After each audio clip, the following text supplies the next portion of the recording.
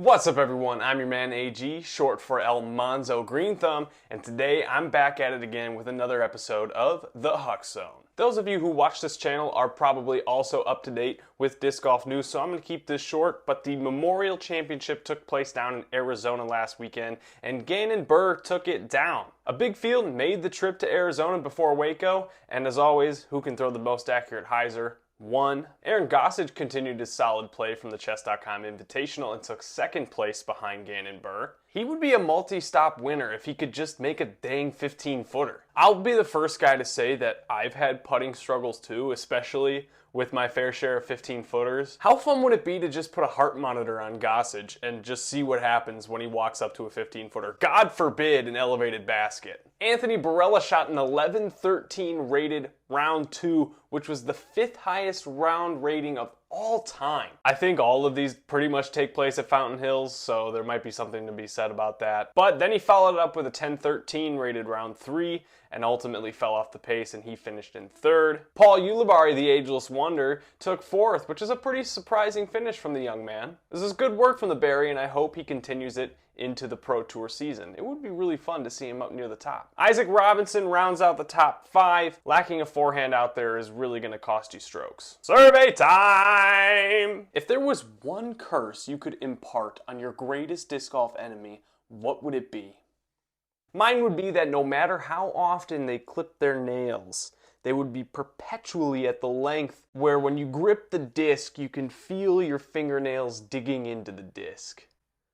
And the only remedy for this curse would be to recite Philo's philosophy 5 times without stutter in the fetal position and then look into the mirror and say, look at you, dude! Cynthia Ricciotti appeared in the Try Guys YouTube channel. They made a disc golf video. It's pretty neat. It's always fun to see disc golf appear kind of in the mainstream of YouTube channels and have some virgin disc golf eyes see the sport. The video itself was pretty good and Cynthia did a pretty good job kind of portraying who she is and what the sport is all about. It's not really news, but like I said, it's fun to see high production disc golf content from outside of disc golf. Tartar sauce. How does SpongeBob say it? Tartar sauce. Tartar sauce. Tartar sauce. Kristin Tattar announced that she is entering a partnership with the Baltic division of Nike. Nike! This is the first big name apparel sports company sponsorship that we've seen since, I believe, Paul Macbeth and his Adidas Terex sponsorship back in 2016. I could be wrong, I don't think there's been another one since, at least to this magnitude. This is huge news, and I think Kristin Tattar is becoming the face of FPO disc golf, if not the face of worldwide disc golf. And like I said with AB last week, I think at least on the FPO side, if not, kind of the global side of disc golf, you gotta put your eggs in the Kristin Tattar basket too. The Disc Golf Pro Tour announced that Microsoft Teams will be the presenting sponsor for the Preserve Championship. This continues the trend of big name sponsors entering the disc golf scene, which is exactly what needs to keep happening for the sport to continue to grow. I'm just mad though because I just can't escape Microsoft Teams. I don't need to be reminded of my boss when I'm watching disc golf, but what are you gonna do? I am inevitable.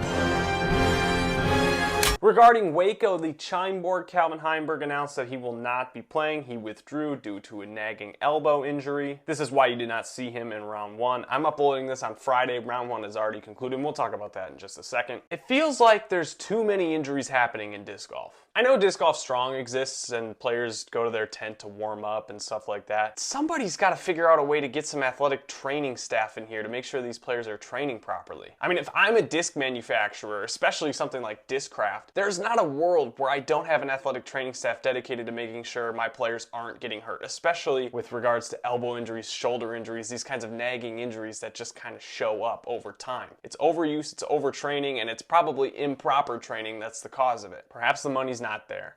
But if you're investing in guys like Paul Macbeth, paying him millions a year, Anthony Barella climbing the ranks, Aaron Gossage, Corey Ellis on Discraft, and then you got Calvin Heimburg. I mean, all these incredibly talented players that are really drawing all the eyes to the game, having them out with injury all the time for things preventable like tendinitis. I don't know, it just seems silly to me that there isn't more support for these players, especially the ones that are commanding top dollar and all the eyes, and quite frankly, the reason people even tune in to the Disc Golf Pro Tour at all. And while your mom knows of WACO because of the show Fixer Upper, we know of WACO because of the WACO Annual Charity Open taking place down in Waco, Texas this weekend. Round 1 has already concluded, and we will talk briefly in a moment about what happened in round 1. A full field is slated to play out there, including the return of Kristin Tattar in the FPO field. Let's cover round 1 and then we'll deliver some predictions for the rest of the tournament. In MPO, Greg Chain Chomp Barsby is your leader. How about that? Isn't that fun to see some of the old heads climbing to the top of the leaderboard?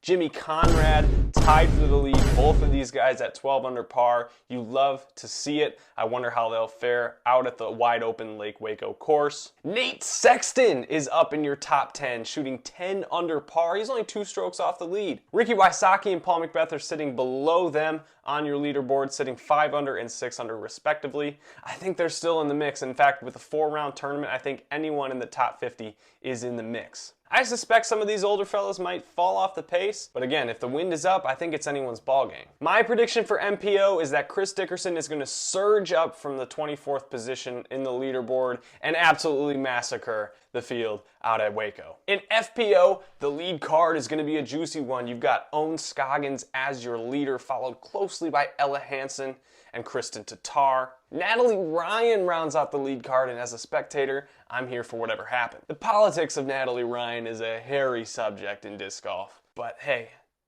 I'm just gonna pop some popcorn, sit back, watch, and just respect a man at work. I think the passing of the torch might just be complete from the Paige Pierce and Katrina Allen era. Both of them had a really cruddy first round, and I know we got to keep in mind injury and recovery with Paige, but I think the days for these two are numbered. I think both of them are going to have good tournaments this year and perhaps take some down. I want to see them surge at some point. I think they will, but I think the days are numbered for these legendary ladies. And Kristin Tattar is going to win. She's going to win. There's not much else to say. And there's a very real chance she becomes the first ever 1,000 rated player by the next ratings update, which is in a week. Not even a week. Tuesday. We're witnessing something special. Kristin Tattar is a certified beast. Anyway, that is going to wrap up a rather short episode of the Huck Zone this week. I hope you guys enjoyed, and I hope you enjoy the rest of the Waco coverage this weekend. I bought a tripod, which I'm using right now, so I no longer have to stack my phone up on shoeboxes and discs, and I actually use a calculator case too to balance it.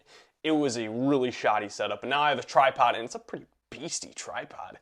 And so I'll be able to take it out to the course soon as well and start filming some on-the-course content. As a college student, it's a little tricky to get out to the course, but when I do, I would love to bring you guys along. And when I do start getting out on the course, the Huck Zone won't go away. In the future, I might change the upload dates as my new schedules allow. But for now, the Huck Zone will remain. Yeah, I don't know where I was going with that. Oh, and I'll keep doing the Huck Zone until some of my more borderline jokes start resurfacing like old tweets. In which case I'll maybe sell out or something, I don't know. Or not, who knows? I don't. All I do know is that you're going to come back next week and watch. Later.